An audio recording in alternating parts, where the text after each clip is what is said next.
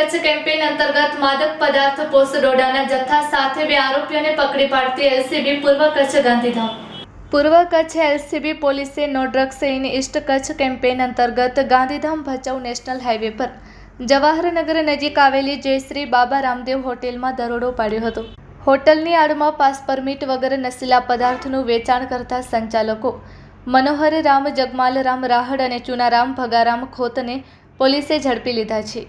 હોટલની તલાશી લેતા ત્યાંથી 2,92,500ની કિંમતનો 19.500 કિલોગ્રામ પોસ્ટ ડોડાનો જથ્થો મળી આવ્યો હતો. પોલીસે માદક પદાર્થ, રોકડા રૂપિયા અને 4 મોબાઈલ ફોન મળી કુલ કિંમત ₹4,02,500નો મુદ્દામાલ જપ્ત કરી આ ગુનામાં સંડોવાયેલા રાજસ્થાનના દેવારામ ઉર્ફે દેવો, ગુમનારામ અને મધ્યપ્રદેશના અનિલ મેઘવાડને પકડવાના બાકી આરોપી તરીકે દર્શાવી આગળની કાર્યવાહી હાથ ધરી છે.